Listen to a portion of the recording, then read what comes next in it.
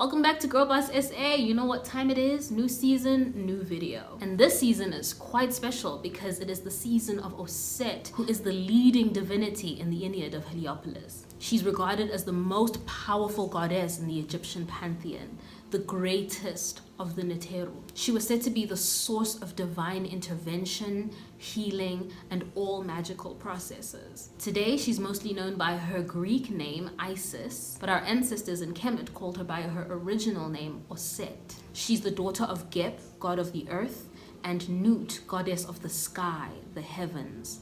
She's the wife of Asa, who we now know by the Greek name Osiris, and she's the mother of Heru, who we now know commonly referred to as Horus. She's one of the most popular deities in history. As mother of Heru, she's the original figure of Immaculate Conception. The story of Mary and Jesus is derived from the story of Virgin Mother Oset, who birthed Heru, whose story has a lot of similarities to Jesus, which I've elaborated on in previous videos, I think. She's also known as Ishtar. Ishtar was the original focal point of the Easter celebration before the Council of Nicaea in 350 AD, when religious doctrine was passed to change all of that. Ishtar, like Oset, was the goddess of regeneration and rebirth. She was celebrated during the New Year season after the Northern Hemisphere's vernal equinox and the Southern Hemisphere's fall equinox. The symbol of Libra symbolizes the sunrise and the sunset, which coincides with the time of equinox for both the North and the Southern Hemisphere, both at the time of vernal and fall equinox. Oset season begins at the fall equinox. For us in the Southern Hemisphere, it goes on until the 21st of April, and in the Northern Hemisphere, I think it continues because it starts in September, because the fall equinox there is in September, it continues until the 21st of October. The sun in the season is moving through the house that contains the constellation of Libra or Oset in the Southern Hemisphere. From the perspective of the Northern Hemisphere, the sun is moving through the constellation of Aries or Asa as they experience the New Year season. I elaborate a little bit more on the New Year season in a video, in the spring equinox video, and I elaborate more on Asa, the green god of new life, and I speak on the link between Asa and Oset. It's really important to acknowledge that while we're experiencing the season of Libra or Oset in the Southern Hemisphere, the Northern Hemisphere is experiencing the season of Asa, of Aries. It's important to acknowledge this because these two deities are husband and wife, Asa and Oset, and their interaction at this equinox creates a balance between the Northern and the Southern Hemisphere, just as the equinox creates a time of equal night and day between the North and the South. Libra is symbolized by the scales of balance. The scales can also be seen in the shape of the constellation. Most importantly, Oset is a healer and resurrector, as she resurrected the spirit of Asa to consummate their marriage and conceive their son Heru. The season of Libra highlights these powers. Her powers to bring forth new life, her powers to restore lost vitality, and to ensure divine protection. Her healing powers were said to have no limits. She was often called upon to heal the most dire and seemingly irreversible ailments. She was the only deity that was known to be able to intercede death. So calling upon her was a very sacred affair. It wasn't taken lightly, especially because she was said to listen to all prayers and she always showed up when she was called upon, especially during her season when the sun activated her constellation. The principle of the goddess Oset is fruition. One of my favorite quotes from the sacred magic of ancient Egypt is the description of her energy dynamic. It says, the energy dynamic of Oset brings conditions to their utmost realization or completion, allowing all that is potentially life-producing to come into being. So as we're coming out of the season of artisans, creators, and generally laying a solid foundation for your future, in Geb season, Oset is the energy that's meant to assist you in completing those projects and boosting the momentum of your creative energy. It's a very interesting combination of energies with the equinox that is pulling us inward to reflect and regenerate. The combination of these influences really allows for authentic creativity to take place. It reminds you not to force anything. and to rest so that you can meditate on your ideas, your plans, your projects. The stillness and observance of whatever divine inspiration is being sent your way in this time will provide you with the momentum to launch yourself and your projects forward. Oset is the archetype of fertility. She's the great mother, the nurturer, the fruit bearer. So she is who we call upon for anything that is potentially life producing. She is known to be the most powerful amongst the Neteru. She's the restorer of lost vital functions, including breath itself. She was mostly evoked amongst midwives, emergency health practitioners, and anyone in the practice of healing in general. In pyramid texts, she would evoke the secret name of Ra to dispel the poison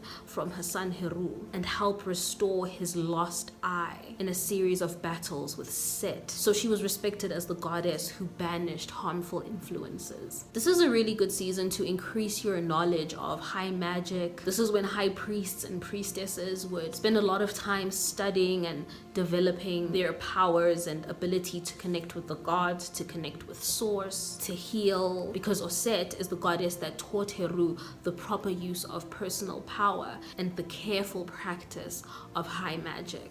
Her totem animal is the dove. The Greek word for dove means bird of Ishtar. Another animal totem of hers is the female falcon, and her son Heru is the male falcon. The tree of Oset is the cedar tree. Our ancient healers used the cedar tree to treat fevers, pneumonia, bronchitis, tuberculosis infections, sore throats, heart and kidney problems, menstrual disorders, fungal infections, arthritis, sore muscles.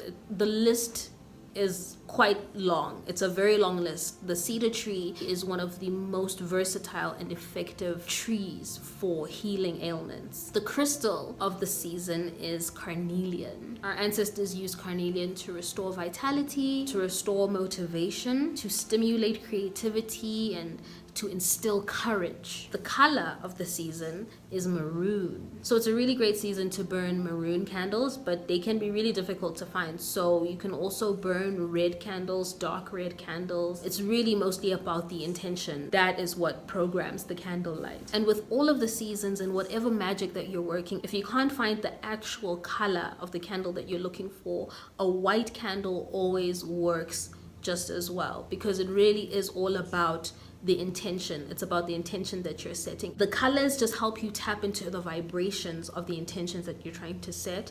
But if you can just focus your intention on what it is that you're trying to achieve, it shouldn't actually matter what tools you use. The tools are just there to help you. It's about clearing your mind and having a focused intention. Oset operates at the spiritual dimension of the part of the soul that our ancestors in Kemetic referred to as the Ba. Ancient Egyptians observed the soul in two parts, the Ba and the Ka, spelt B-A and K-A. The Ka aspect of our soul represents our current incarnation, our conscience, our personality. It's the part of us that remains behind after death. And because it remains behind, it can help to guide your descendants, and it can also receive help from your descendants if necessary. The Ba is the part of your soul that continues after death. And once ascended, it can either create another Ka and reincarnate on earth, or it can continue on to live eternally in the realm of the gods. So the Ba represents our eternal,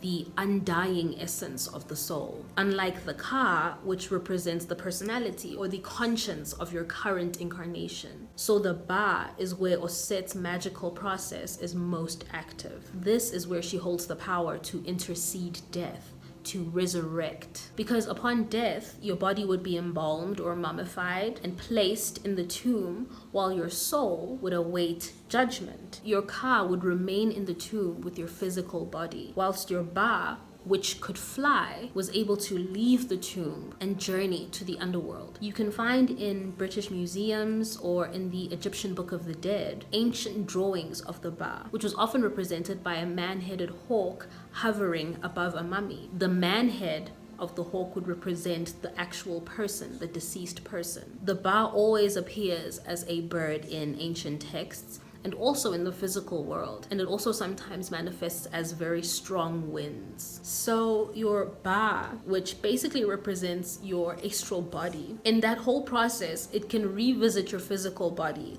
multiple times until your day of judgment. And Oset is the scale that your heart is weighed on against a feather in this process. So this process determines whether or not your Ka will be granted passage into the afterlife. If it is granted passage, your Ba returns to reunite with your Ka, creating Aku, which is a divine spark that ascends into the realm of the gods. And if you don't pass judgment, then your Ba cannot reunite with your Ka, which means that your Ka, this current incarnation of your soul, wanders as a ghost for the rest of time. Oset is the only deity within the astrological wheel that is not represented by an animal. She is the scales of balance and justice. Just as in the process of the journey into the afterlife, the scale is monitored by Anpu. He is the god of the underworld, the gatekeeper of the underworld. This is where she holds the power to intercede death, to resurrect. Obviously, the heart can never be physically lighter than a feather. This whole process functions through Oset's spirit of discernment. She is the scale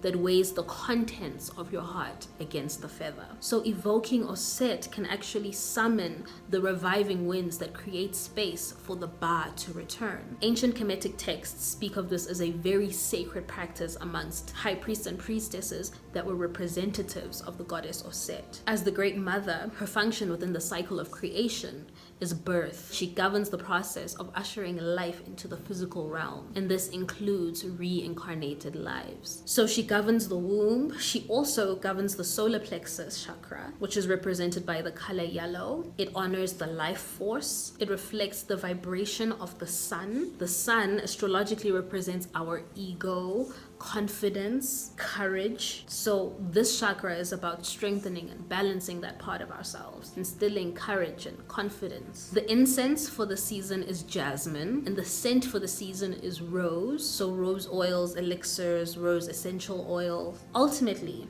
in summary, the season is fundamental for the process of evolving. Transmutation is the metaphysical function of Oset. So really utilize her energy to aid you in the process of working on yourself. She will help you to learn whatever it is that you need to learn in the season, especially where high magic is concerned, spiritual practice, anything related to the esoteric. Just set the intention to learn, to grow, to evolve. The energy of the season is in support of that. And also really allow yourself to rest. It's a really important part of the process of evolution. It also allows you to really take everything in. I hope this has been helpful. I hope that you take the time to get all the healing that you need. Any questions that you have for me, please put them in the comments below and I'll do my best to get back to you as soon as I can.